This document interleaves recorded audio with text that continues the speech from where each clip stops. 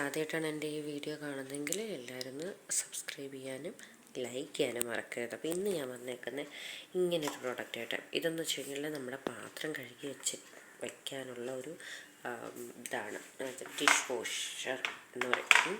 പ്ലാസ്റ്റിക്കിൻ്റെയാണ്. അപ്പോൾ ഇതിൻ്റെ അടിയിലെന്ന് വെച്ച് കഴിഞ്ഞാൽ ഇതുവഴി വെള്ളം ചോർന്ന് പോയിട്ട് നമുക്ക് ഇത് മാത്രം എടുത്ത് വെക്കാൻ പറ്റും. പാത്രം ഇതിങ്ങനെ വെച്ചിട്ട് എന്ത് ചെയ്യുക, പാത്രം കഴുകി വയ്ക്കാം.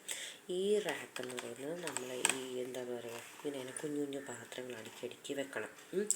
ഇതെന്ന് പറഞ്ഞാൽ ഓരോ തട്ടായിട്ട് ഇങ്ങനെ അതായത് പാത്രം നമ്മുടെ ചോറ്റുപാത്രമില്ലേ, അതിങ്ങനെ നൂത്ത് വെച്ച് കഴിഞ്ഞാൽ ഇതെന്ത് ചെയ്യുക, ഇതിൻ്റെ വഴി നമുക്കിങ്ങനെ വെള്ളം ഇതിൽ വന്നിട്ട് ഇതുവഴി പോവും.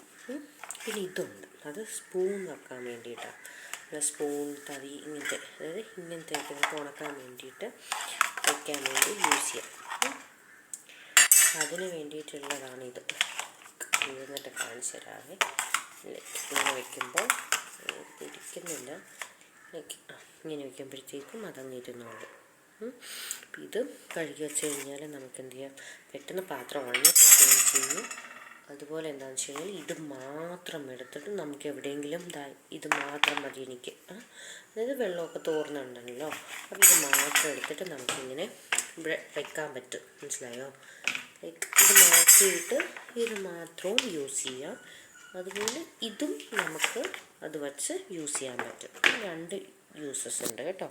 ഇത് ഭയങ്കര എന്നുവെച്ചാൽ 250ക്കാണ് ഞാനിത് മീഷോയിൽ നിന്ന് മേടിച്ച. വേണമെന്നുള്ളൊരു ലിങ്ക് വേണമെങ്കിൽ ഞാൻ പറഞ്ഞു തന്നിട്ടേക്കാം. ഇത് ഭയങ്കര യൂസ്ഫുള്ളാണ്. പ്രത്യേകിച്ച് അടുക്കളയിൽ ഇങ്ങനെ പാത്രങ്ങൾ ഇവിടെ വെക്കണം എന്നറിയാൻ വയ്യാത്ത അമ്മമാർക്ക്.